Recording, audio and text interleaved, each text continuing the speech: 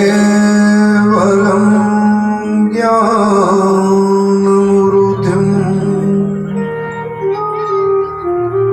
द्वन्द्वातीतं गगनसदृशं तत्त्वमस्यादिलक्ष्यम् एकं नित्यं विमलमचलं सर्वधी साक्षिभूतं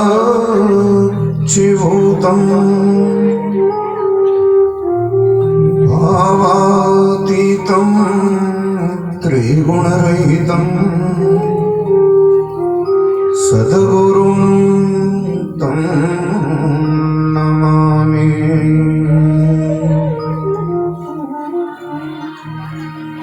या देवी स्तूयते नित्यं विबुधे वेदपारगे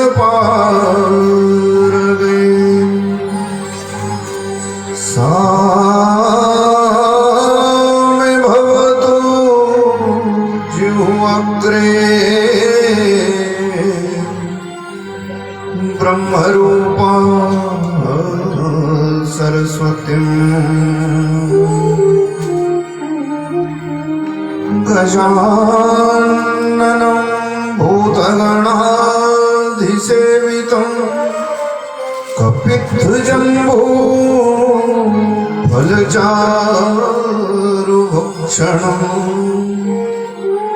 उमासुतं शोकविनाशकारकं नमामि विघ्नेश्वर पादपङ्कजम्।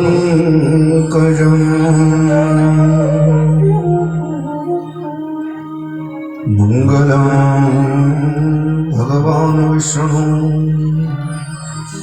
मङ्गलं गरुडध्वज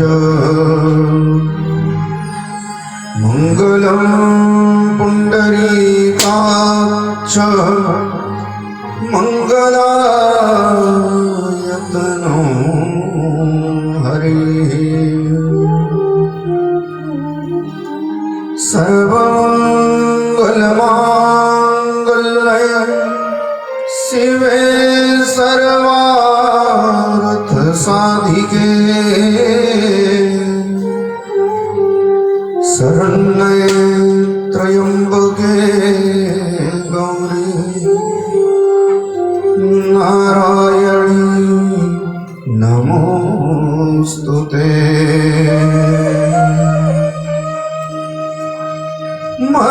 मनोजवं मारुततुल्यवेगं जितेन्द्रियं बुद्धिमतां वरिष्ठं वातात्मजं वानरयूथमुख्यं श्रीरामदूतं शरणं प्रपद्ये। शङ्करं शङ्कराचार्यं केशवं बादरायणं सूत्रभाष्यकृतौ वन्दे भगवन्तौ पुनः पुनः।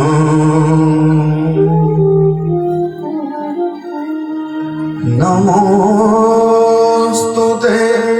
व्यास विशाल बुद्धे फुल्लारविंदयुत पुत्र निद्रा येन तोया भारत तैलपूर्णा प्रज्वलितो ज्ञानमया प्रदीप ध्येयं सदा परिभवनम् अभीष्टदोहम् तीर्थास्पदं शिवविरञ्जन्युतं शरण्यं भृत्यारत्यां प्रणतपाल् भवबधिभूतम् वन्दे मां पुरुषते चरणारविन्दम्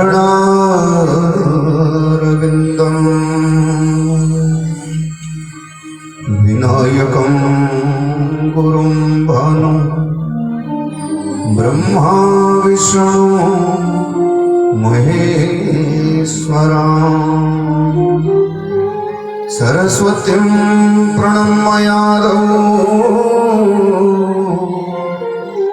सर्वकार्यार्थं सिद्धये ॐ श्रीमन्महागणाधिपतये नमः ॐ भूर्भुवस्व श्रेष्ठदेवताभ्यो नमः ॐ श्रीकुलदेवताभ्यो नमः ॐ श्रीस्थानदेवताभ्यो नमः ॐ श्रीग्रामदेवताभ्यो नमः ॐ श्रीतत्करं प्रधानदेवताभ्यो नमः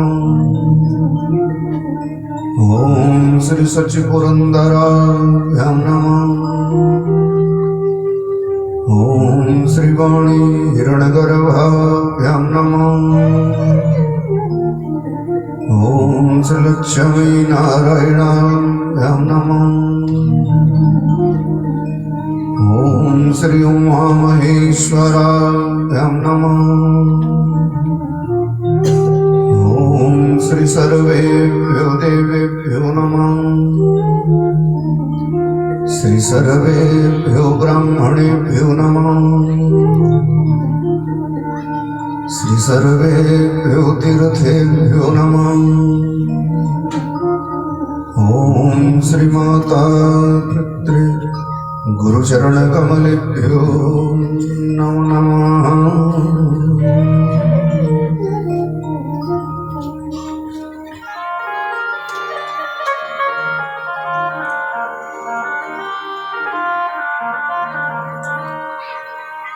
राधे राधे गोविंद गोविंद राधे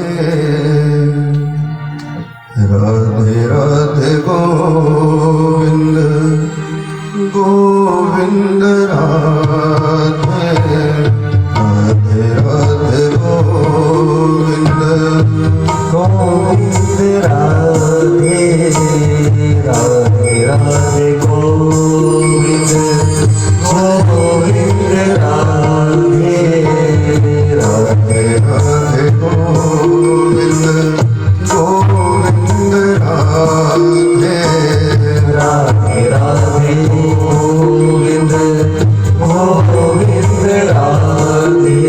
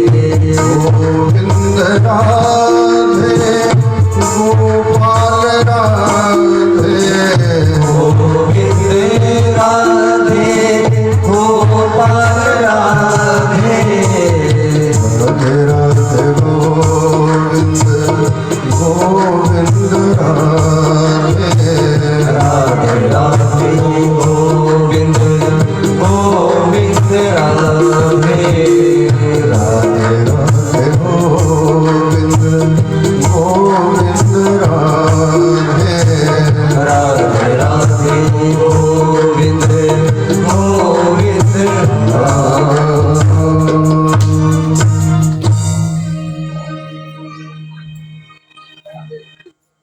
परम श्रद्धेय परात्पर अखिलेश्वर अकारण करुणा करुणान्य भगवानच्या कल्पतरू अखिल ब्रह्मांड नायक भगवान श्री कृष्ण की मंगमयी प्रतिमा श्रीमद् भागवत महापुराण वृंदावन बिहारी लाल मेरे बांके ठाकुर दैवाधिदैव भगवान शंकर आदिशक्ति जगत जननी माँ भवानी इस क्षेत्र के समस्त देवी देवता परमादरणीय संत वृंद श्रद्धेय विद्युत मंडली सर्वाग्रगण्य विद्वान महानुभाव एवं तीर्थ तुल्य पावन पवित्र गृह वाटिका के पुण्य प्रांगण में श्री हरि की अपार कृपा बस श्रीमद् भागवती वार्ता की रसपान करता पावन पवित्र आप समस्त पुण्यात्माओं सर्वविदित हैं श्रीमद् भागवत को लेकर हम आप सब संवेद रूप से एकत्रित हैं। आज हमारे यहाँ इस सप्ताह ज्ञान महायज्ञ का चतुर्थ दिवस है। भगवान की अति कृपा का फल कोई विघ्न नहीं, कोई बाधा नहीं। आइए परम पूज्य सद्गुरुदेव भगवान को वंदन करके आज की इस दिव्य हरि चर्चा को प्रारंभ करें। सौभाग्यवान मंगलमयी अपने व्यासपीठ से आप सभी के शुभ संस्कार, आपकी शांत प्रगाढ़ हरिनिष्ठा, भगवदीय चित्तवृत्तियों के प्रति मेरा यथा योग्य अर्चन वंदन मंगलमयी अपने व्यासपीठ से इस महान गाथा के रसपान हेतु आप सभी का हार्दिक अभिनंदन, हार्दिक स्वागत।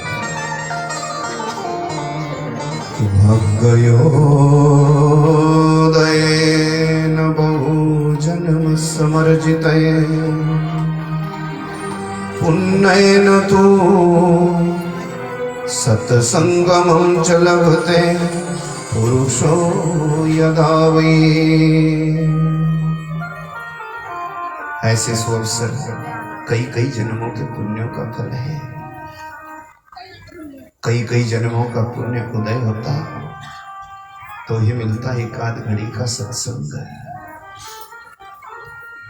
धन्य होती वो जगह जहां गाई जाती भगवान की कथा। धन्य होता वो धन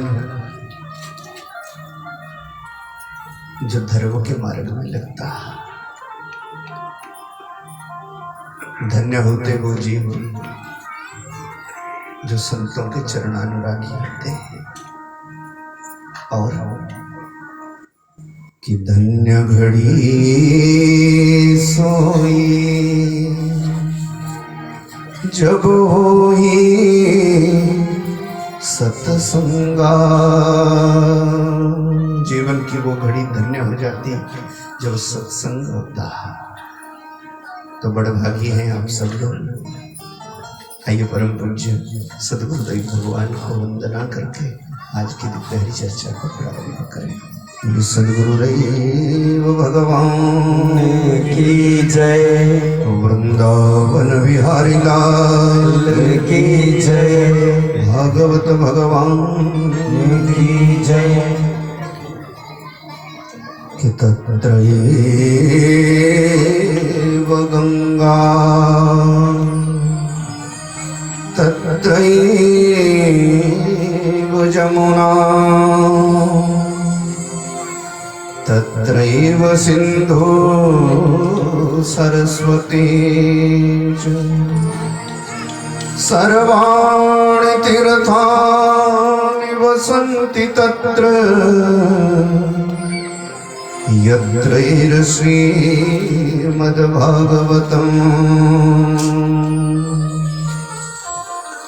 पावन पवित्र दर्शन मात्र से ही कलिकाल के समस्त पापों को धो देने वाली ये श्रीमद् भागवत की पावनी ग्रंथ जहां स्थापित की जाती है अकेली नहीं आती, वहां पर गंगा यमुना सरस्वती चारों धाम सब तीर्थ सब देवी देवता सब चले आते हैं। एक ही जगह रखो ना माँ जी।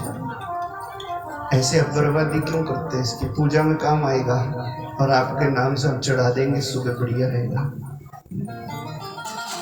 वृंदावन बिहारी लाल की जय। तो तीर्थ धाम नैमिषारण्य पर बैठे बैठे सौन काली 88,000 ऋषि पुराण वेता व्यास शिष्य महाभाग सूत जी से सुनते भागवत की कथा। वही कथा जो कलिकाल के लगभग 30 वर्ष बीत जाने पर परीक्षित के उद्धार के लिए गंगा जी के तट पर महामुनि सुखदेव ने कही थी।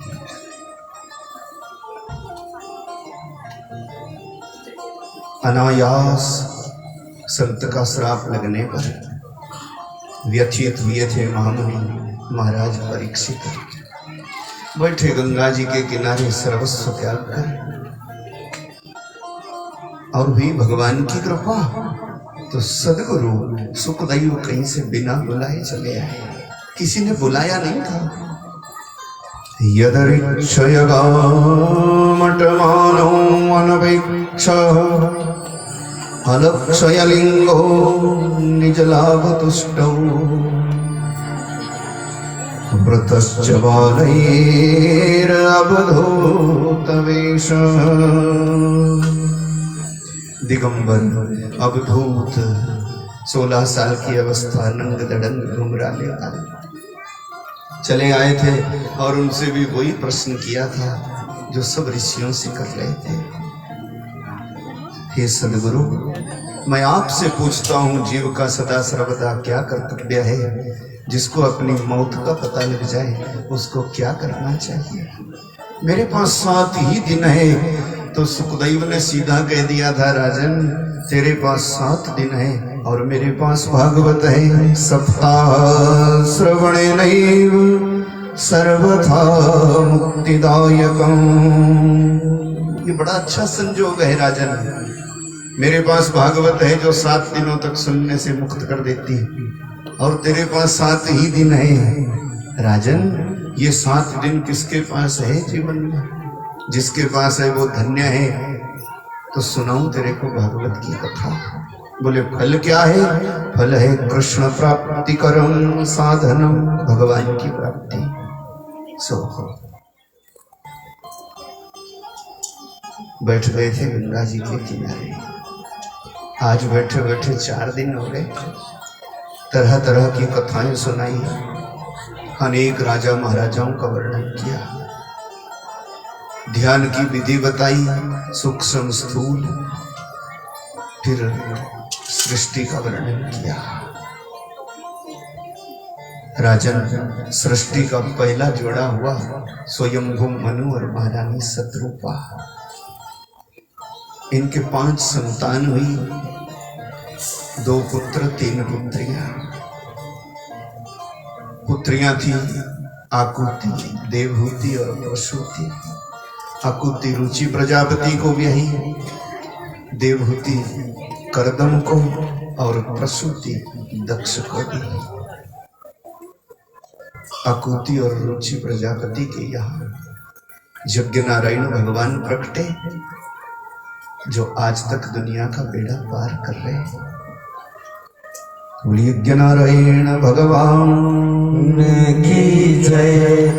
करदम और देवहूति के 9 कन्याएं हुई। 9 का लालन पालन प्रेम से किया, भगवान प्रसन्न हुए और 10वें गर्भ से देवहूति के कपिल के रूप में पैदा हुए। सांख्य शास्त्रियों के आचार्य हैं जो गंगा सागर के संगम पर जिनका दर्शन मानते, वही कपिल भगवान। तीसरी कन्या मनु महाराज जी की प्रसूति है, सो दक्ष को ब्याही। सुखदेव ने कहा, राजन, दक्ष और प्रसूति से 16 कन्या पैदा हुई। इसमें 13 धर्म को दे दी, 1 पितरों को दे दी और स्वाहा नाम की कन्या देवताओं को दे दी। सुनो, जो दक्ष महाराज की सबसे छोटी कन्या थी, वो कोई साधारण नहीं थी। वो आदि शक्ति जगत जननी जगदम्बा थी, जिसका नाम है सती माता। और वो सती ब्याही थी जटाजूटधारी कैलाशवासी शंकर भगवान को। वही सती माता अपने पिता के यज्ञ में आत्मदाह को प्राप्त हुई और कालांतर में राजा हिमांचल और मैना रानी की कन्या बनी पार्वती। फिर से भगवान शंकर उनका पानी ग्रहण करके कैलाश पर बैठे बैठे दुनिया का बेड़ा पार कर रहे। बोले शंकर भगवान की जय। दक्ष अभिमानी हो गया था, उसका अभिमान चूर करने को ये लीला करी भगवान ने, बकरे का सिर लगा दिया। कालांतर में दक्ष का दूसरा जन्म हुआ प्रचेताओं के लिए। मनु महाराज जी की 3 पुत्रियों की ये सृष्टि बड़ी विस्तृत है राजा। मनु महाराज जी के 2 पुत्र हुए, प्रियव्रत और उत्तानपाद। प्रियव्रत की महिमा भी बड़ी है और उत्तानपाद का नाम तो फैल गया। क्यों? याद रखना हमेशा, जिस खानदान में कोई एक भी भगवान का भजन करने वाला हो जाए, उस खानदान की महिमा कभी मिटती नहीं। इसीलिए भजन निरंतर चालू रखो। एक भी कोई भजन करने वाला हो जाए। उत्तानपाद के 2 थी रानियां, सब जानते कथा, संक्षेप में आपको बता दूं। 2 रानियां थी कि जाए उत्तानपादस्य सुरुचि सुनीति तयो। बड़ी रानी है सुनीति। एक दिन गए थे जंगल में, घूमते घूमते एक सर्वांग सुंदरी मिली, नाम है सुरुचि। बस ले आए घर में और जब इसने सुनीति को देखा, ध्यान से सुनना, सुनीति होती वो जिसकी नीति अच्छी है और सुरुचि होती वो जिसकी रुचि अच्छी है। बस अपनी इच्छा पूरी हो जाए और दुनिया जाए जहां मर्जी। सुरुचि ने देखा, ये कौन, दूसरी यह नारी कौन होगी? महारानी सुनीति को देखा तो पूछा उत्तानपाद से, ये कौन है? महाराज उत्तानपाद ने कहा, ये हमारी बड़ी रानी है। सुरुचि ने कहा, ये रहेगी तो हम नहीं रहेंगे, अब कहां जाए? और सुनीति को नक महल महल बना के दे दिया अगर से। कालांतर में सुनीति का पुत्र ध्रुव हुआ और सुरुचि का उत्तम हुआ।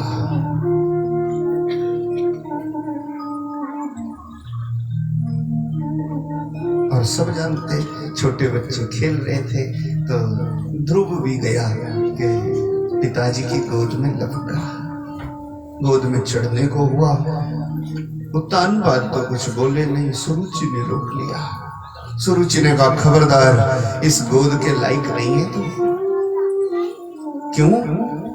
क्योंकि तू अभागी मां की कोख से पैदा हुआ, मेरी कोख से पैदा होता तो इस गोद का अधिकारी हो जाता। ध्रुव ने कहा, क्या ये मेरे पिताजी नहीं है? सुरुचि ने कहा, पिताजी तो तेरे हैं पर मैं तेरी मां नहीं हूं। अगर तेरे को ये गोद, ये पदवी चाहिए ही ना, तो चला जा, उत्तम श्लोक श्री हरि को मना और वरदान पा उनसे कि मेरी जैसी मां की कोख से पैदा हो अगले जन्म में। विमाता के वचन चुभ गए इसके छाती में। 4 साल का बच्चा और दौड़ता दौड़ता सुनीति माता के पास गया।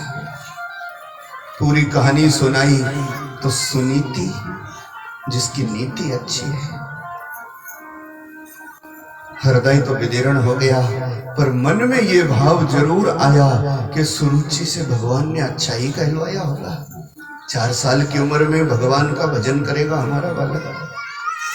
तो दिल पर हाथ रखा और कह दिया, ठीक कहा तेरी छोटी माता ने, जा तू भजन कर और फिर ऐसी छोटी मोटी पदवी मत मांगना। भगवान आएंगे तो एक पिता की गोद मत मांग लेना, तू परम पिता की गोद मांग लेना। बोले नारायण भगवान की जय। भेज दिया बालक को जंगल में। चिंता लगी थी नारद जी को। रास्ते में आ गए 4 साल का बच्चा, कोई ज्ञान नहीं है जिसको, जंगल की ओर जा रहा। रास्ते में नारद जी आ गए। नारद जी ने कहा, कहाँ जा रहे हैं? बोले तप करने, भगवान को मनाएंगे, पदवी पाएंगे ऐसी के पूछो ही। नारद जी ने कहा, भगवान को यूं थोड़ी मिल जाते भगवान। भगवान का स्वरूप जानता है? स्वरूप तो नहीं जानता। तो भगवान का स्वरूप हम आप जैसा नहीं है। सशंख चक्रम सकिरीट कुंडलम पीतवस्त्रम सरसीरुहिक्षणम।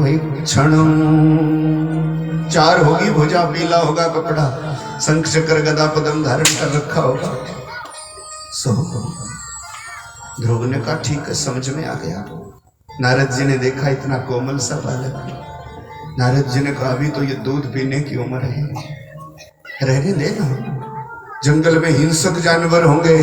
ध्रुव की नीति तो पक्की थी, आखिरकार ये क्षत्रिय बालक है। ध्रुव ने कहा, ये जानवर वानवर का डर दिखा के मेरे को वापस न करो, अपने मार्ग से विचलित ना करो महाराज। कौन है आप? नारद जी ने कहा, डर नहीं लगता? बोले, मैं भगवान को मनाऊंगा, जरूर पाऊंगा। जब हठ देखी पक्की तो नारद जी के मुख से निकल ही गया अनायास, क्या हो तेज क्षत्रियणाम मानभंगम मनुष्यताम। देखो इस क्षत्रिय के खून का तेज, उम्र है 4 साल की, ना हिंसक जानवरों का डर और आत्मविश्वास। भूखा रहूंगा, प्यासा रहूंगा, भगवान को मनाऊंगा, पर किसी का ऐसी उल्हना नहीं सुन सकता, क्योंकि विमाता ने कह दिया ना, इस गोद के लायक नहीं है, तू जा भगवान को मना और पदवी मांग ले।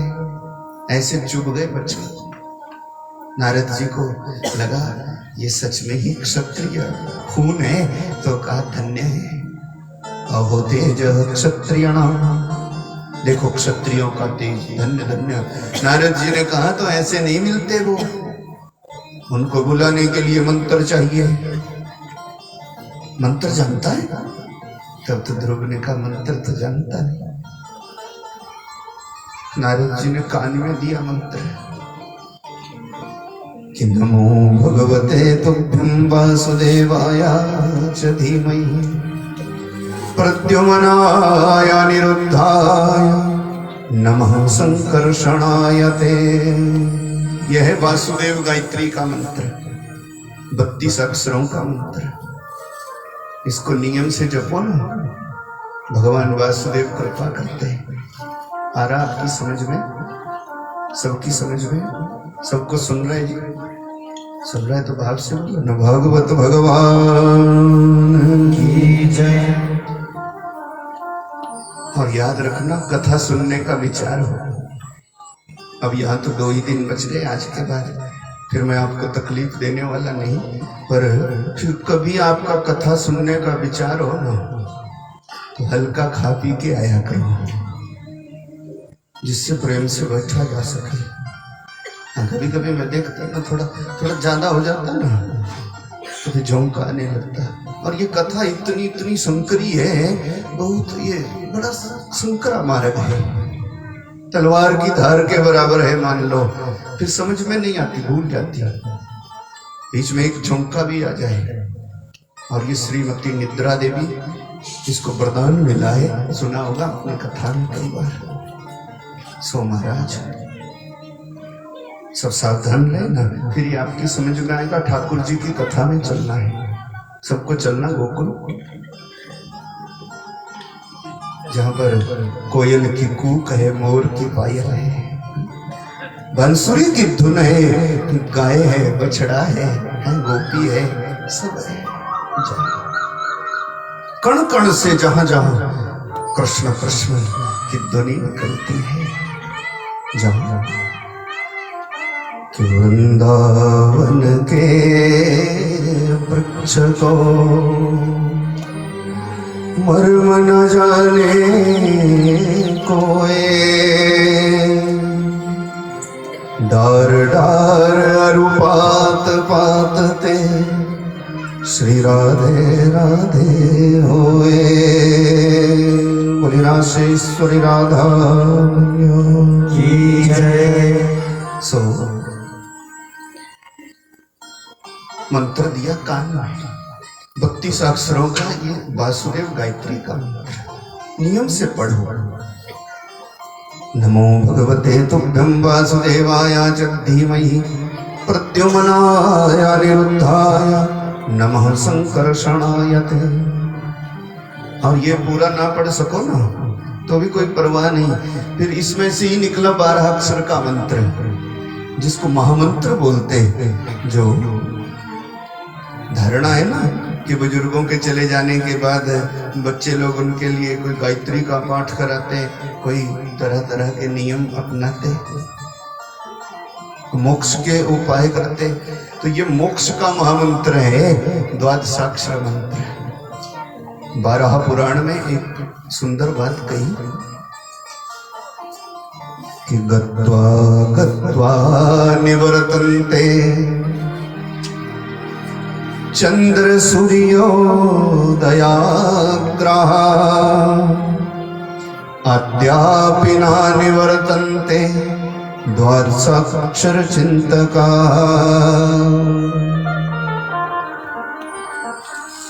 बारह पुराण में कहा है कि सूरज भी दोबारा आएगा, चंद्रमा भी आएगा जाएगा, सबका आवागमन चलता रहेगा। पर जो एक बार द्वादशाक्षर का चिंतन करके चले गए ना, अद्यापि ना निवर्तन्ते, वो आज तक आए ही नहीं। जब तक आज तक आए ही नहीं तो आगे तो आएंगे ही नहीं। तो एक बार चले गए, वही द्वादशाक्षर कान में दे दिया, 32 अक्षरों का गायत्री का मंत्र, उसी के तुल्य है द्वादशाक्षर का मंत्र जो मंथन करके निकाला गया। कौन सा? कि हरि ओम नमो भगवते वासुदेवाय। 2 मिनट गुनगुनाओ। हरि ओम नमो भगवते वासुदेवाय, हरि ओम नमो भगवते वासुदेवाय, हरि ओम नमो भगवते वासुदेवाय, हरि ओम नमो भगवते वासुदेवाय, हरि ओम नमो भगवते वासुदेवाय। यही मंत्र नारद ने ध्रुव को दिया था, यही मंत्र नारद ने ध्रुव को दिया था, यही मंत्र नारद ने ध्रुव को दिया था, यही मंत्र नारद ने ध्रुव को दिया था। इससे ही उसने ये ध्रुव पद लिया था, इससे ही उसने ध्रुव पद लिया था। हरि ओम नमो भगवते वासुदेवाय, हरि ओम नमो भगवते वासुदेवाय, हरि ओम नमो भगवते वासुदेवाय, हरि ओम नमो भगवते वासुदेवाय, हरि ओम नमो भगवते वासुदेवाय, हरि ओम नमो भगवते वासुदेव भगवान की जय। कान में दिया मंत्र, ध्रुव चला गया, विश्वास के साथ कह दिया था मंत्र छोड़ना नहीं, मंत्र के बल आएगा नहीं तो चला जाएगा। अब कोरा बालक है ना, और जो छोटी उम्र में कोरे होते बाल बच्चे तो उन पर जैसा भी रंग चढ़ा दो वैसा चढ़ जाता है। इसीलिए जरूर बचपन से अपने बालकों को भजन की आदत डालो, सत्संग की आदत डालो, शिव जी की पूजा की आदत डालो, ठाकुर जी को भोग की आदत डालो। जैसा रंग चढ़ जाएगा वैसा रहेगा। और एक बात याद रखना, जो रंग पहली बार चढ़ाया जाता ना वो पक्का चढ़ता जी, नहीं तो रंग पर फिर रंग पर रंग, रंग पर रंग, फिर भंग का डर रहता। इसीलिए जितना हो जाए सत्संग में, मंदिर में, पूजा में, भगवान की कथा में बाल बच्चों को जरूर लाओ, जितना हो जाए। सीखेंगे वो कल को ऐसा भी होता था। अब होना ही चाहिए थोड़े दिन में, नहीं तो सत्संग पूजा पाठ में उनको नहीं ले जाएंगे ना तो वो नहीं सीखेंगे। वो सोचेंगे ये तो बाप दादा का ही काम था, उन्होंने अपना किया, अब चल पड़े, आगे का काम हम और ढंग से करेंगे। सनातन की जड़ें मजबूत है, पर उनको जरा गोबर खाद देकर के पक्का तो रखना ही है ना। अपने बालकों को समझा बुझा करके। ध्रुव चला गया, जमुना का जल पिया। मथुरा का दर्शन करने आप जाओ ना तो मथुरा में कभी जाओ, एक जगह है ध्रुव टीला, वहीं पर बैठ करके ध्रुव ने नारायण को बुलाया। वो भी 5.5 महीने में, 6 महीने भी नहीं लगे। ये तो लगन का है। ध्रुव चला गया, जमुना का जल पिया और महाराज एक पैर के अंगूठे पर खड़ा हो गया, दोनों हाथ उठा लिए। नमो भगवते तुभ्यं वासुदेवाय च धीमहि प्रद्युम्नाय अनिरुद्धाय नमः संकर्षणाय ते। 3 दिनों तक तो कुछ खाया पिया ही नहीं। 3 दिन के बाद कैथ के फल खाए, फिर 3 दिनों का अंतर देके कैथ के फल खाता रहा 1 महीने तक। दूसरे महीने में 6 दिनों का अंतर दिया, कुछ हरी घास चबा ली। तीसरे महीने में 9 दिनों का अंतर दिया, सूखे पत्ते चबा ली। चौथे महीने में 12 दिन का अंतर दिया, जमुना का जल पिया और फिर तो सांस चलाई इसने 5वें महीने में, तो फिर सांस भी रोक ली भाई, और बस एक ही तार चलता रहा। अब तो सांस भी नहीं चलती, घुटन हो गई ब्रह्मांड में। वायु को भी रोक लिया, न सर्दी लगे, न गर्मी, न भूख, न प्यास। दुखी हो गए देवी देवता और चले आए थे ब्रह्मा जी के पास, कुछ करो कुछ करो। ब्रह्मा जी ने कहा हमारे बस का नहीं, नारायण भगवान के पास चलो। नारायण भगवान के पास गए और भगवान देवी देवताओं का ये ताप शांत करने को, ध्रुव का उद्धार करने को, दुनिया को सिखाने के लिए कि लगन पक्की कर।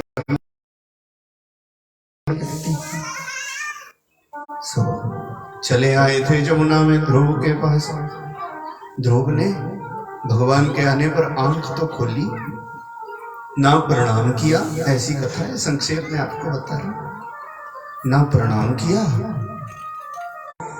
ये तो पहचान ही गए नारद जी की कृपा से कि यही भगवान है। नारद जी ने कहा था ना 4 भुजा हो गई, शंख चक्र गदा पद्म, मुस्कुरा रहे भगवान। भगवान ने कहा मैं आ गया, बोल क्या चाहिए।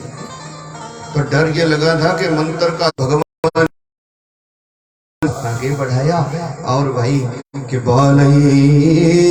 कपोलस बालक के गाल से छू दिया। भगवान का शंख छूते ही न ये तो समस्त विद्याओं में प्रवीण हो गया। और फिर तो दुखी हो गया जब कैसा हुआ गाऊं। फिर जोड़े हाथ और चरणों में लौट पड़ा, हाथ जोड़ करके प्रभु क्षमा कर दे, मैं मूर्ख कुछ जान न पाया, आप ही जानो आपकी माया। श्याम राधे श्याम, राधे श्याम, राधे श्याम, श्याम राधे श्याम, राधे श्याम, राधे श्याम। मैं मूर्ख कुछ जान न पाया, आप ही जानो आपकी माया। श्याम राधे श्याम, राधे श्याम, राधे श्याम, श्याम राधे श्याम, राधे श्याम। वृंदावन में हरिलाल की जय। सो महाराज चरणों में गिरा, भगवान ने कहा क्या चाहिए। गलती कर गया थोड़ी, क्योंकि बच्चन चुप रहे थे ना। कहा ऐसी पदवी दो जो आज तक किसी ने पाई नहीं हमारे खानदान में। भगवान ने कहा ऐसी ही पदवी दूंगा तेरे, जा तेरे को एक लोक बना के दिया अंतरिक्ष में, वहां जाकर के तू अखंड वास करेगा। तब हटाया भगवान ने माया का पर्दा और फूट फूट करके रो पड़ा। सोचने लगा भगवान मिल जाए तो पदवी मांगनी चाहिए, कभी नहीं। भगवान मिल जाए तो मांगना क्या चाहिए। भगवान मिल जाए तो मुक्ति भी नहीं मांगनी चाहिए। मुक्ति से बड़ा संग होता है भाई। इसीलिए भगत लोग मुक्ति नहीं चाहते, भगत संग चाहता है।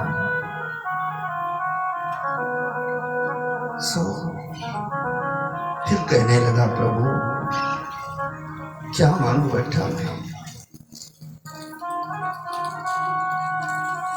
जैसे किसी बड़े भारी सेठ के पास जाओ और 2-4 किलो चावल मांग लो, अगला कह रहा मांग लो जो चाहिए। भगवान कह रहे बोल चाहिए क्या। ऐसी पदवी बोले सो तो दी, अब पछतावा हुआ मुझे पदवी नहीं चाहिए। भगवान ने सोचा ये तो फिर बिगाड़ा आ जाएगा। फिर माया का पर्दा डाला तो ध्रुव बच्चे की तरह रोने लगा और कहने लगा प्रभु ठीक है पदवी तो मिलेगी, पर एक बात कहो ना, क्या घर में मेरे को माता पिता मानेंगे कि नहीं मानेंगे। इतने दिन जंगल में रहा ना, अब क्या पता पिताजी मानेंगे कि नहीं मानेंगे। भगवान ने सिर पर हाथ रखा, ध्रुव जो मेरा हो जाए उससे सबका हो जाता है। जो मेरे शरण में आ जाए उसको कोई दुनिया नकार ही नहीं सकती, वो सबका हो जाता। और जो मेरे को छोड़ दे, मेरे पास ना आए, वो चाहे भले सारी दुनिया का हो तो भी कोई उसका होता नहीं है। सब तेरे होंगे, जहां तेरा स्वागत करेंगे तेरे घर में माता पिता।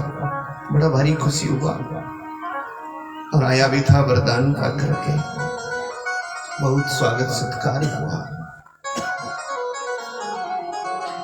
सुरुचि का पुत्र था उत्तम, गंधमादन पर्वत पर जक्षों से लड़ते लड़ते मौत को प्राप्त हुआ। पिता की मृत्यु के बाद ध्रुव हुए राजा, और जो भगवान से वरदान पाया था 36,000 वर्षों तक राज्य लक्ष्मी का भोग किया।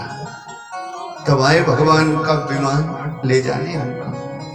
भगवान के पार्षद आए, चमर झुलाते झुलाते विमान में बिठा करके ले चले।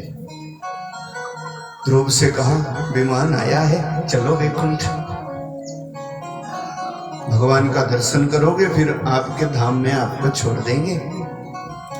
ध्रुव लोक बना रखा है आपको, वहीं पर चमकते रहोगे सदा। आज भी तारे के रूप में दिखाई देते ध्रुव, चमकते चमकते। चलने लगे थे तो एक सुंदर घटना है।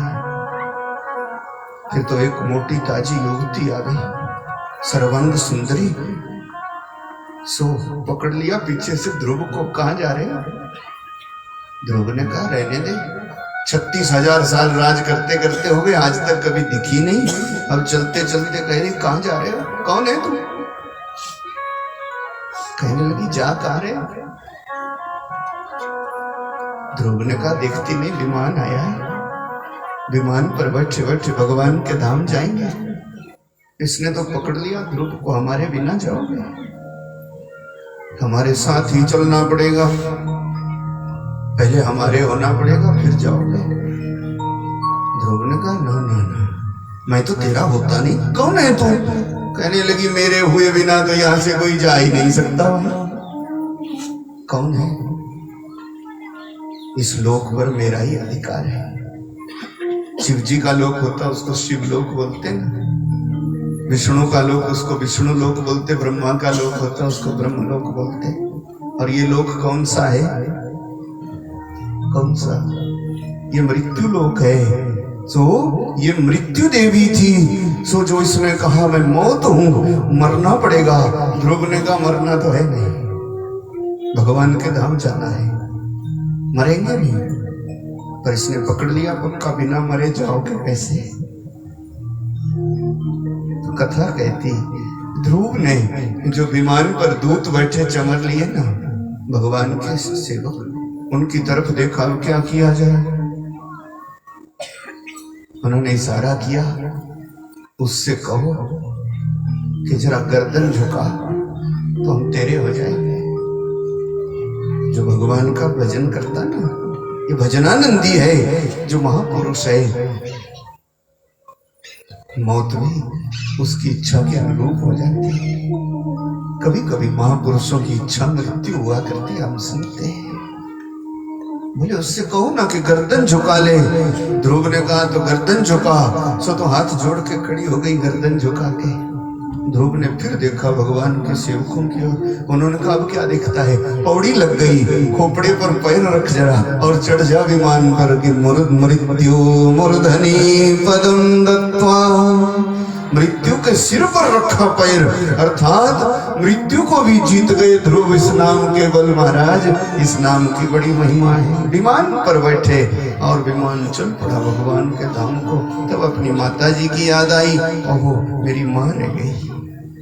माँ रह गई तो भगवान के इन गणों ने, सेवकों ने, सभासदों ने कहा ना ना, आप सरीखे भगत की माँ भला पीछे कैसे रह सकती है।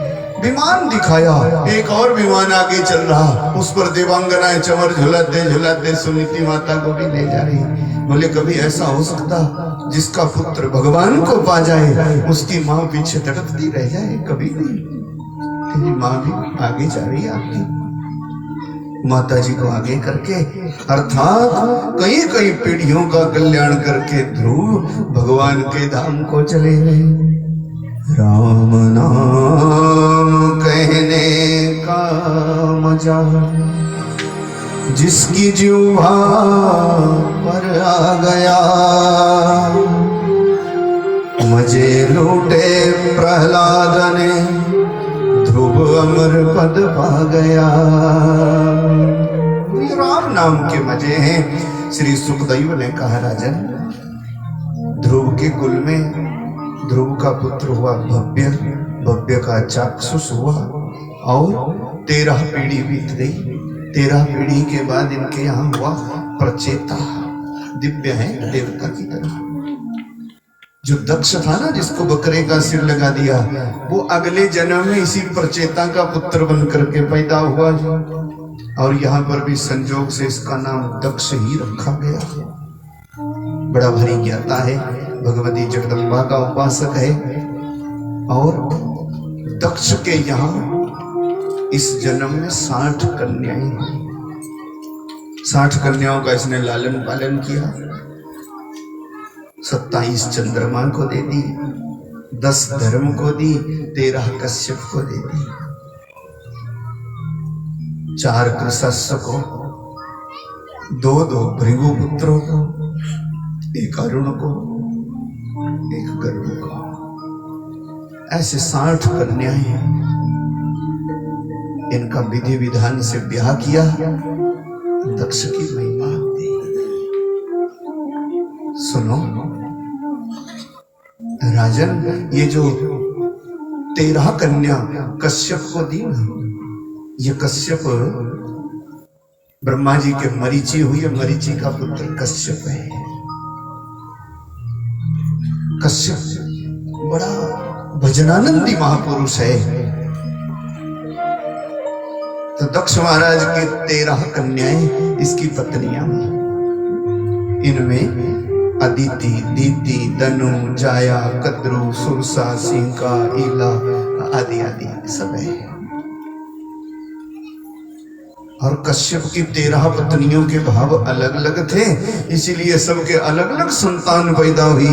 कश्यप की 13 पत्नियों की संतानों से सृष्टि भर गई राजन। इसीलिए इसको कश्यपी सृष्टि बोलते हैं।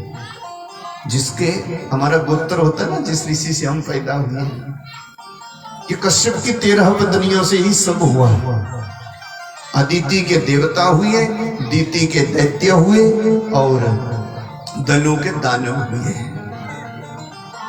दानव जानते आप? दानव कौन होता? दानव जानते? नहीं जानते? 3 ही होते संसार में, याद रखना आइंदा को। 3 ही होते, एक देव, एक मानव और एक दानव। 3 ही होते। देव वो होता कि चलो जो मेरा है उसको भी आप ले लो, पर संतुष्ट रहो।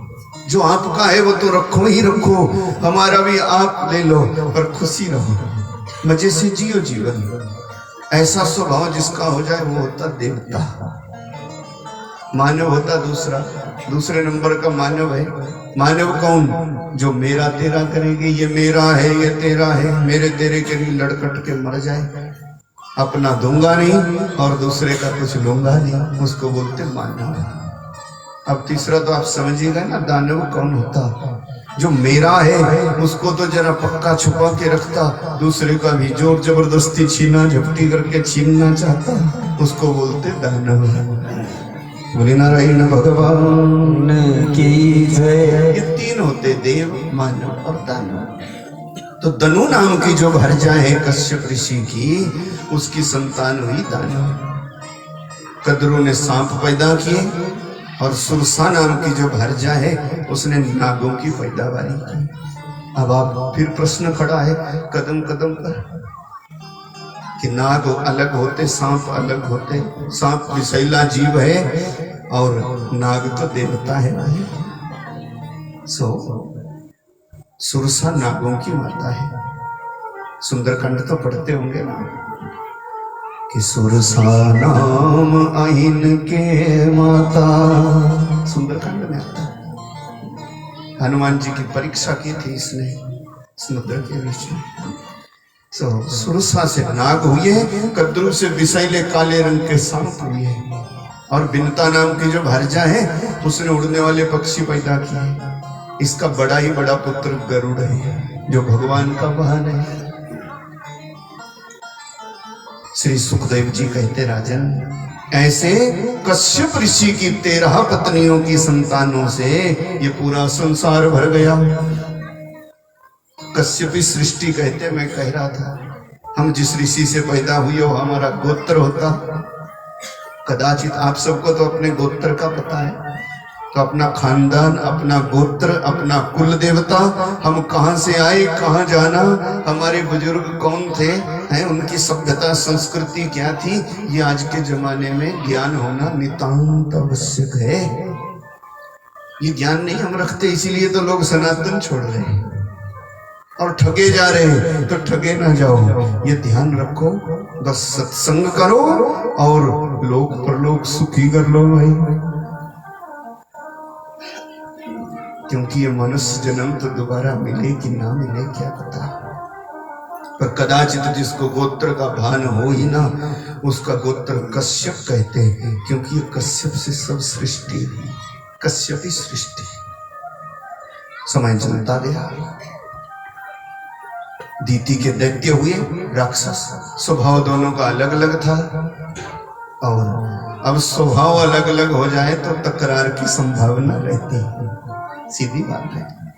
देखो, देवताओं का भी पिता वही है, राक्षसों का भी वही है। कश्यप की ही औलाद है दोनों, माताओं का स्वभाव अलग अलग था, बस इस कारण ही एक के पुत्र राक्षस हो गए। अदिति के हुए आदित्य माने देवता, क्योंकि अदिति का स्वभाव था गंभीर। माता का स्वभाव गंभीर होना चाहिए। जिस माता का चंचल स्वभाव होता, चंचल संतान पैदा हो जाती। जिस माता का जैसा खान पान की रुचि होती ना, कड़ुआ कसैला मैला कुचैला खाने की आदत होती, वैसी औलाद पैदा हो जाती। दीति का स्वभाव था ईर्ष्यालु।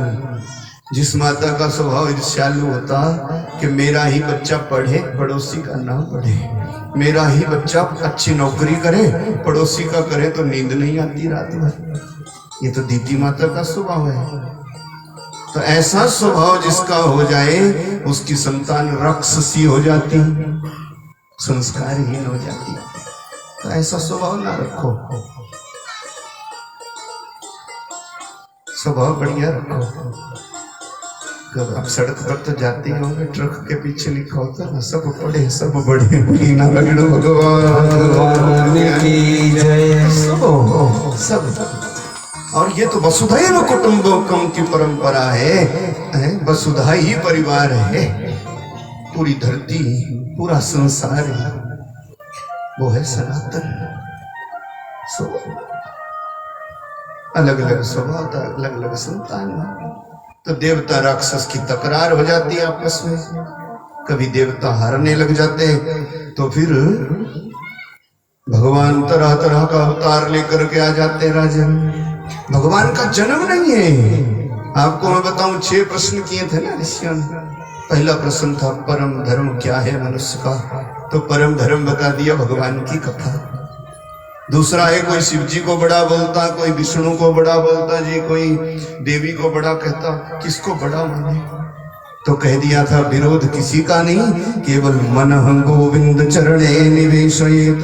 कल सुनाया था, मन लगाओ एक में और भजन करो सबका। मन केवल एक में रखो, मन ना भटकाओ। तो मन कैसे लगे, सो भी पद्धति बताई थी सुखदेव। ये भागवत की विधि है, और ऐसे क्रम से ही भागवत की ग्रंथ लिखी है वेद व्यास जी ने। सो महाराज आज फिर कह दिया कि भगवान तो अजन्मा है, अनामी है, भगवान का जन्म नहीं है। क्या जरूरत है उनको जन्म लेने की? क्यों कि हरि व्यापक सर्वत्र समान, वो तो पहले ही व्यापक है कण कण में, तो फिर जन्म लेना क्या? वो तो अजन्मा है, उसका कोई नाम नहीं है। भगवान का कोई नाम नहीं है, अनामी है। भगवान का कोई आकार नहीं है, निराकार है। बोले नारायण भगवान की जय। जब निराकार है तो फिर आकार क्यों लेता? फिर शंख चक्र गदा पद्म क्यों धारण करता? फिर त्रिशूल डमरू क्यों धारण करता? कभी बारहा बन के आता, कभी कौरम बन के, कभी मत्स्य बन के, कभी कच्छप बन के, कौरम बन के, तरह तरह के अवतार लेता। कभी मोहिनी बन के, कभी धनुषधारी हो जाता, कभी बंसीधारी बन जाता। क्यों? क्योंकि उसका आकार तो है ही नहीं।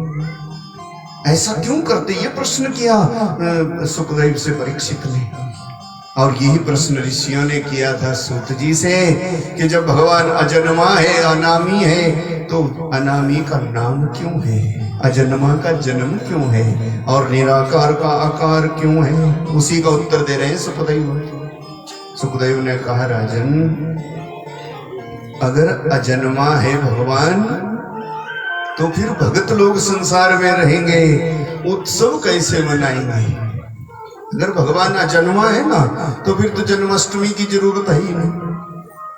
अगर भगवान अजन्मा है तो फिर रामनवमी कौन मनाएगा? क्योंकि उसका जन्म तो है ही नहीं। अगर भगवान जन्म लेते नहीं, ये तो सूक्ष्म दृष्टि है, वो तो अजन्मा है, वेद कहता है। पर अगर जन्म लेगा ही नहीं तो भगत लोग उत्सव कैसे मनाएंगे?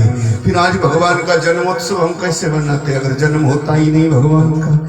इसीलिए भगतों का उद्धार के लिए कि भगत लोग उत्सव मना करके परमात्मा के रास्ते चले, सो अजन्मा का भी जन्म होता। राजन बोले नारायण भगवान की जय। ये सब भगत के उद्धार के लिए अजन्मा का जन्म। अनामी है, उनका कोई नाम नहीं है, बोले अगर अनामी है भगवान, वो तो कोई लाखों करोड़ों साधकों में एक पहचान सकता क्या अनामी है, तो फिर पूरी दुनिया कहती कि नाम कीर्तन करो, नाम कीर्तन करो। जब नाम ही नहीं है तो कीर्तन स्वा, फिर कीर्तन काय का। तो मेरे भगत लोग कीर्तन किसका करेंगे, इसीलिए भगवान ने अपना नाम भी रखाया भाई। कभी राम बने कभी कृष्ण, और कभी तो हो गया हरे राम राम राम हरे हरे, हरे कृष्ण कृष्ण कृष्ण हरे हरे। जब नाम होगा तभी कीर्तन होगा, इसीलिए अनामी का नाम है, अजन्मा का जन्म है। और अवतार लेता भगवान, क्योंकि अवतार नहीं लेगा तो फिर लीला कैसे होगी, और लीला भगवान नहीं करेंगे तो कथा कैसे होगी, और कथा नहीं होगी तो भक्तों का उद्धार कैसे होगा। इसीलिए भगवान को अवतार लेना पड़ता राजन। उन्होंने वादा कर रखा है। अवतार कब लेते भगवान कि जदा जदा हि धर्मस्य ग्लानिर्भवति भारत अभ्युत्थानम् अधर्मस्य तदात्मानं सृजाम्यहम्। जब जब धर्म की हानि होती है, धर्म की वृद्धि होती, तब तब अवतार लेकर के आ जाते भगवान। जैसी जैसी जरूरत होती वैसा वैसा अवतार लेते राजन। समय समय पर भगवान के 4 प्रकार के 24 अवतार होते। 4 प्रकार के क्या? एक होता अंशावतार, एक होता अवेशावतार, एक होता विशिष्ट अवतार, और चौथा होता पूर्ण अवतार। ऐसे 4 अवतार भगवान के होते। अंशावतार वो होता जब थोड़ी कला लेकर के परमात्मा है, अपना काम किया और चलते बने, दुनिया का सुधार कर गए। अवेशावतार होता, अंशावतार होता जैसे कूर्म, मत्स्य, मोहिनी, धन्वंतरी, हंस आदि आदि। और अवेशावतार होता जब अवेश के बल ही दुनिया का बेड़ा पार करते भगवान, जैसे परशुराम भगवान। बोले परशुराम भगवान की जय। और तीसरे होते विशिष्ट अवतार। विशिष्ट अवतार कैसे? जिनकी विशेषता ब्रह्मा जी भी नहीं पहचान सकते। कैसे? जैसे नरसिंह भगवान। बोले नरसिंह भगवान की जय। और चौथे होते पूर्ण अवतार, जो पूरी कला लेकर के परमात्मा संसार में लीला करते, और उनके जाने के बाद, लीला समेटने के बाद भी दुनिया उनकी लीलाओं का गुणगान करके अपना बेड़ा पार करती रहती। उनको बोलते पूर्ण अवतार। पूर्ण अवतार 2 ही होते, एक राम अवतार और एक कृष्ण अवतार। ऐसे सुना रहे थे ना भगवान के अवतारों की कथा। समय समय पर भगवान के 24 अवतार होते। जब जब जैसी जैसी जरूरत पड़ती तब पूछ लिया ये भगवान के अवतार कौन कौन से होते। बोले 24 अवतार समय समय पर होते। पहला अवतार हमारे भगवान का सनकादि मुनियों के रूप में होता, सनक सनंदन सनानंद सनत कुमार। दूसरा अवतार बरहा भगवान का है, तीसरा नारद जी का है, चौथा नर नारायण का है, पांचवा कपिल भगवान का है, छठा अवतार दत्तात्रेय भगवान का है। ऐसे सब सुनाया। 7वें यज्ञ अवतार है, तो 8वें ऋषभदेव भगवान, और 9वें पृथु जी हैं। 10वें अवतार लेकर के भगवान मत्स्य रूप लेकर के वेदों की रक्षा करते और सप्तऋषियों की ज्योतियां बचाते। प्रलय काल में मत्स्य अवतार लेते भगवान। ऐसे 10 अवतार, और 11वां कच्छप अवतार है, देवताओं की रक्षा करने को, अमृत पिलाने। कूर्म बनते भगवान, और 12वां धन्वंतरी के रूप में अमृत का कलश लेके पैदा होते। 13वां अवतार हमारे प्रभु का मोहिनी है, और 14वां नरसिंह अवतार है राजा। 15वें रूप में हमारे भगवान वामन बन करके, और 16वें परशुराम बन के प्रकट होते। 17वां अवतार वेद व्यास जी का, और 18वां मर्यादा पुरुषोत्तम भगवान श्री राम का है। 19वां शेष अवतार बलराम बन करके भगवान प्रकट थे, और 20वां है मेरे ठाकुर जी कृष्ण बन करके बलराम है। ऐसे सुनाया संक्षेप में। 21वां अवतार श्री हरि का है, 22वां हंस भगवान का, और 23वें रूप में बुद्ध होकर के भगवान पैदा होते। तो चौथे कली काल के अंत में लोगों का उद्धार करने को भगवान कल्की के रूप में प्रकट होते। ऐसे भगवान का 24 अवतार है राजन। समय समय पर जब जब जरूरत होती तब तब आ जाते, दैत्य राक्षस जब लड़ते। और यहाँ पर ना एक बड़ा भारी महत्वपूर्ण प्रश्न कर लिया परीक्षित ने। गंगा जी के किनारे बैठे बैठे, छोटी मोटी भीड़ तो थी नहीं, हजारों हजारों ऋषि लोग बैठे थे। गंगा जमुना सरस्वती चारों चारों धाम, सब तीर्थ सब देवी देवता बीचों बीच परीक्षित बैठे थे, चेहरा लेकर के लटका हुआ। जिनको श्राप लगा है आज से 7वें दिन तक शतनाग के काटने से तेरी मौत हो जाए। और 16 साल के सुखदेव कहीं से आकर के जो ऊंचे सिंहासन पर बैठे संतों की सभा के बीच में सुकथा सुना रहे परीक्षित के उद्धार के लिए। वहीं पर प्रश्न कर लिया महाराज परीक्षित ने। अब तक तो थोड़ा निधड़क भी हो गया था गुरुजी के आगे। ये तो शुरू में तो मुश्किल होता, पहले तो सुनता गया और सुनो। पर आज कहा गुरुजी, एक शंका हो रही मन में।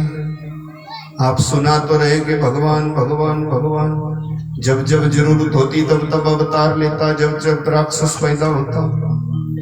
कि जब जब हो धर्म के हानि, जब जब हो धर्म के हानि, जब जब होई धर्म के हानि, बढ़ी असुर अधम अभिमानी, बढ़ी असुर अधम अभिमानी, करणी अनीति जाय नहीं भरणी, करणी अनीति जाय नहीं भरणी, सिद्ध ही विप्रधेनु सुर धरणी, सिद्ध ही विप्रधेनु सुर धरणी, तब तब प्रभु धरी विविध शरीरा, तब तब प्रभु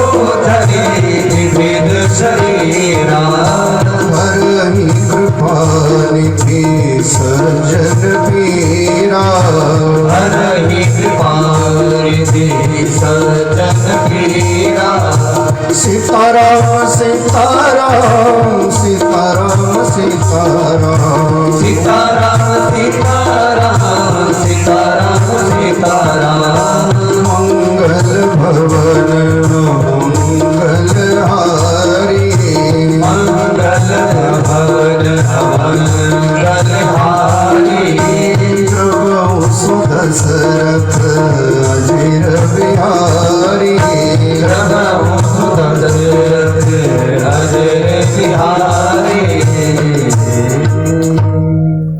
श्रीमती रामचंद्र भगवान की जय। राम कथा की महिमा भी निराली है। रामचरित्र बहुत सुंदर है। तो जब जब धर्म की हानि अधर्म की वृद्धि, अधर्मी लोग बढ़ जाते, तब तब भगवान आते। परीक्षित ने कहा गुरु जी मेरे को तो ये नाटक के अलावा कुछ भी नहीं लगता। बोली नारायण भगवान की जय। और एक बात कहूं, जब तक सत्संग के पक्के नहीं हुए ना, तब तक हम सबकी हालत परीक्षित जैसी ही है। ऐसा नहीं है ये परीक्षित की कथा है, ये हम आप सबकी कथा है। जब तक पक्के नहीं हुए ना, तब तक ही लगता है पता नहीं ये सच होगा कि नहीं होगा। क्या पता कि बना बनाया होगा। परीक्षित को भी ऐसे ही हुआ, जैसे कभी कभी सत्संग में अधूरे रह जाने पर हमें हो जाता है। होता कि नहीं, सोचते ना पता नहीं क्या, रोज रोज का खर्च खराबा, रोज रोज एक ही कथा। और एक बात कहूं, अगर लगन हो जाए ना पक्की, तब तो भगवान की कथा अगर आज यहाँ पर पूर्णाहुति करो ना, कल को दूसरे आंगन में गाड़ दो तो भी नई ही लगती जी, कभी पुरानी नहीं होती। कि दिने दिने नवम नवम नित्य नूतना। ये तो नित्य नूतन है भगवान की कथा, कभी पुरानी नहीं। देखो 5000 साल पहले की घटना है। जब भी शुरू करो नई ही लगती। 7 दिन में पूर्ण करो, फिर दूसरे दिन 8वें को फिर शुरू कर दो। कहने वाला भी वही हो, सुनने वाला भी वही हो, तो भी नई ही लगती महाराज, कभी पुरानी नहीं लगती। पर ये भान तभी होता जब पक्के हो जाओ सत्संग के, तभी अनूठा आनंद आता। नहीं तो कभी कभी अगर सत्संग का अधूरा है ना जो, वो कहता यार वही तो कथा है, 20 बार तो सुन ली, अब क्या होगा इसके सुनने से। वैसे परीक्षित की हालत हुई गंगा जी के किनारे। परीक्षित ने कहा गुरु जी मेरे को तो ये भगवान केवल नटुआ लगता, नाटकी और कुछ भी नहीं। सुखदेव को मुस्कुराहट हो गई। उन्होंने कहा कैसे? सोचा ना कि कोरा है, उधर जिंदगी के 2 ही दिन बच गए। 7वें को तक्षक नाग आएगा, काट खाएगा, और अभी भी कह रहा कि ये नाटकी है भगवान। मौत सिर पर खड़ी होती, हम फिर भी परवाह नहीं करते। यही तो आश्चर्य है। यहाँ एक पल का भरोसा नहीं है, और हम पता नहीं फैसला कब कब का कर लेते हैं, कितने वर्षों का। यही तो विडंबना है। राजन कैसे लगता नाटकी? बोले नाटकी नहीं है तो क्या है? देखो ना, पहले दुनिया बनाई रंग बिरंगी, फिर उसमें देवी देवता बना दिए, फिर राक्षस बना दिया। पहले देवी देवता पैदा हुए, फिर राक्षस पैदा कर दिया। अब स्वभाव अलग अलग है तो लड़ाई तो होगी ही होगी, स्वाभाविक है। फिर देवता और राक्षस आपस में लड़ जाते हैं, और जब लड़ते तब डर के मारे जाते, दौड़े दौड़े बचाओ प्रभु त्राहिमाम त्राहिमाम त्राहिमाम। तो पता भगवान क्या कहता गुरु जी कि डरो नहीं, हमने वादा किया है, हम आएंगे जरूर। जदा जदा ही धर्मस्य कला निर्भवति भारत। धर्म को हानि होगी, हम आएंगे, करेंगे आपकी रक्षा। और फिर क्या करते? फिर महाराज कभी कूरम बन के, कभी मत्स्य बन के, कभी परशुराम बन के, कभी मोहिनी बन के, जैसे कैसे भी हो दैत्यों को मरवा देते, मार देते। फिर पृथ्वी का भार हल्का हो जाता, चलो चैन हो जाती, कुछ दिनों को शांति पड़ जाती। बोले फिर ये नाटक नहीं है तो क्या है? अभी थोड़ा सा समय गुजरता नहीं, लोग आराम से रहते, तब तक अगला राक्षस पैदा कर देता, और फिर वो दुनिया को दुखी करता जी। फिर दुनिया दुखी होती, फिर गौ ब्राह्मणों की हत्या होती, फिर धर्म ग्रंथों को जलाया जाता, फिर दौड़ते देवी देवता बचाओ बचाओ बचाओ बचाओ बचाओ, पार करो नैया हमारी आपकी शरण में है, अब हम कैसे रहेंगे? राक्षस लोग पैदा हो गए। तो फिर कहता डरो नहीं डरो नहीं, फिर और अवतार लेके आ जाता। ये नाटक नहीं है तो क्या है? सुखदेव को हंसी आ गई। राजन 4 दिन हो गए तेरे को समझाते समझाते, अब तक भी तेरे को इस सत्ता पर विश्वास नहीं हुआ है, जिसके बिना पत्ता भी नहीं हिल सकता। और सुन, एक रहस्य की बात बताऊं राजन, भगवान ना देवता पैदा करता, ना राक्षस पैदा करता। भगवान तो उस अविनाशी अंश को ये यात्रा करते करते इतनी कृपा करता कि अपने जैसा मनुष्य का जन्म देता और दिमाग दे देता। मनुष्य जन्म कर्म करके तर जाने का एकमात्र साधन है, क्योंकि मनुष्य बना करके भगवान ने इतनी कृपा की, देखने को आंख दी, सुनने को कान दिया, भजन करने को जिह्वा दी, और सबसे बड़ी बात कि विचार करने को दिमाग दिया। अब जहां से रास्ता नहीं है, जबरदस्ती हम कूद जाएं फिर कहें कि भगवान बचाए बचाए बचाए, तो थोड़ी होगा राजन। उचित ही है, और टूट जाए फिर कहें कि भगवान ने मेरे साथ अच्छा नहीं किया, तो फिर दोष भगवान का थोड़ी है। ऐसे जो अधूरे सत्संगी है, अधूरे जीव, वो भगवान को दोष लगाया करते हैं, कर्म अपने आप करते और दोष भगवान को देते हैं।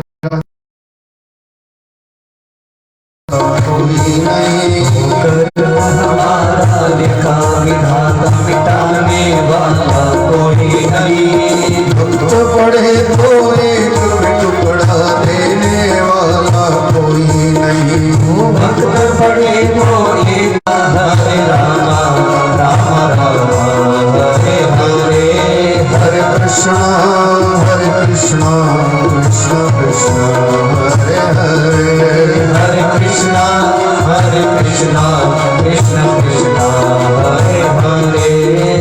कर्म हमारा लिखा विधाता मिटाने वाला कोई नहीं। कर्म हमारा लिखा विधाता मिटाने वाला कोई नहीं। भक्त बड़े तो एक टुकड़ा देने वाला कोई नहीं। भक्त पड़े वो एक टुकड़ा देने वाला कर्म की महिमा है राजे, जैसा कर्म करोगे वैसा फल पाओगे। मनुष्य जन्म में स्वतंत्र कर दिया जीव ने, ये जन्म दिया हमारे को, जीव को स्वतंत्र कर दिया भगवान ने। ये जन्म दिया फिर कहा कि जाओ कर्म कर, जैसा करेगा वैसा फल पाएगा, क्योंकि दिमाग दे दिया। नहीं बनाते भगवान राक्षस, नहीं बनाते देवता, अपने कर्मों से हो जाता जीव। और एक बात याद रखो, कर्म करने को मनुष्य जन्म ही है, और कोई जोनी नहीं है। और 84 लाख का चक्कर तो मनुष्य जन्म में किए गए अच्छे कर्मों को भुगतने के लिए है। मनुष्य जन्म में कर्म करो। ये चक्कर तो ऐसा है ना, जैसे ऊपर की मंजिल में जाने को सीढ़ियां लगी होती है, तो सीढ़ी तो एक एक करके चढ़नी पड़ती ना, छलांग लगा के तो सीधे चढ़ नहीं सकते। तो एक चढ़ी, मान लो पहले कीड़ा मकोड़ा थे, तो एक चढ़ी फिर थोड़ा बड़ा कीड़ा बन गए। एक और चढ़ी तो कभी सांप बन गए, कभी चूहा बन गए, कभी अजगर बन गए हैं। और धीरे धीरे धीरे धीरे चढ़ते चढ़ते सबसे ऊपर की जो पौड़ी है वो है मनुष्य जन्म। अब बोलो, उस मनुष्य जन्म में सबसे ऊपर की पौड़ी है, चढ़ी तो एक एक करके पता नहीं कितने जन्म लग गए। और ऊपर ही ऊपर की पौड़ी में अगर डगमगा गए ना, लड़खड़ा गए, तो फिर एक पर ही थोड़ी टिकोगे जब गिरोगे।